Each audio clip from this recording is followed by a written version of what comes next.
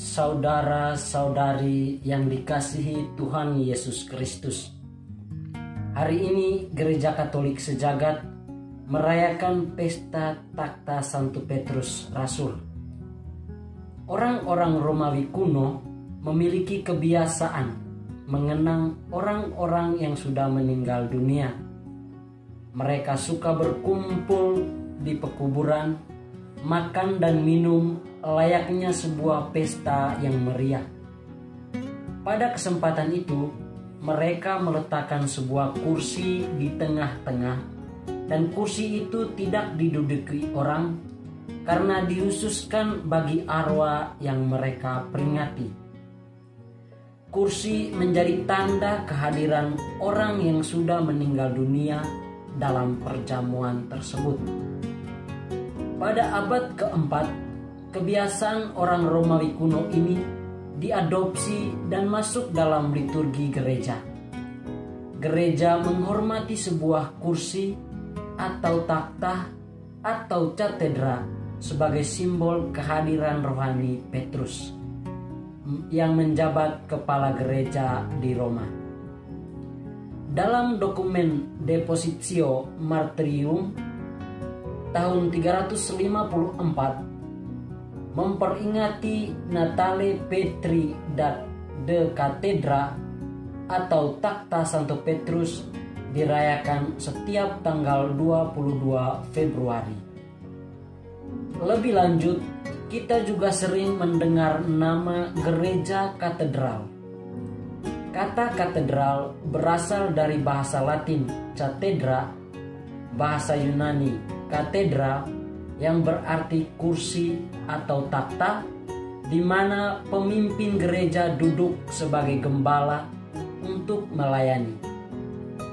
Kadang istilah ini dihubungkan dengan bangunan gereja sebagai gereja induk, karena di gereja tersebut terdapat takhta uskup. Ini yang dikenal oleh kalangan umum sebagai gereja katedral. Setiap keuskupan memiliki gereja katedral.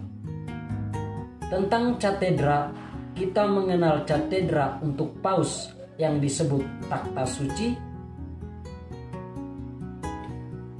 sebagai pemimpin gereja universal. Sedangkan katedra untuk uskup yang menjabat sebagai pimpinan gereja lokal.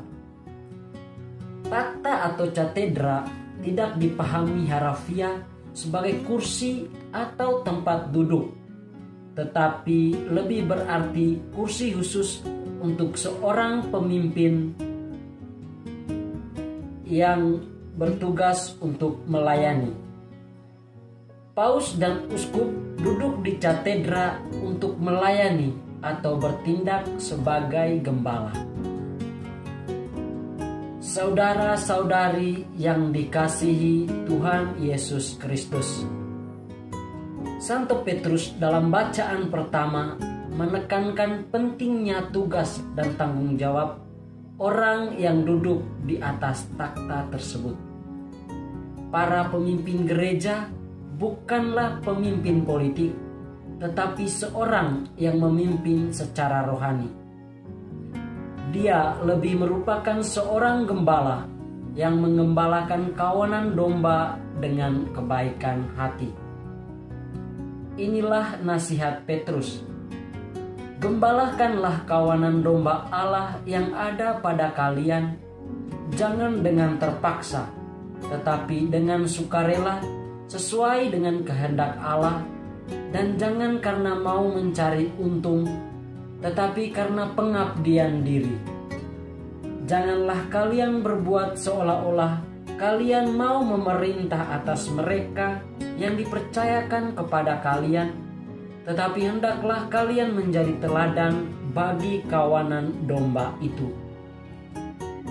Lebih lanjut, Tuhan Yesus dalam Injil mengatakan dengan tegas bahwa Ia mendirikan gerejanya di atas wadas.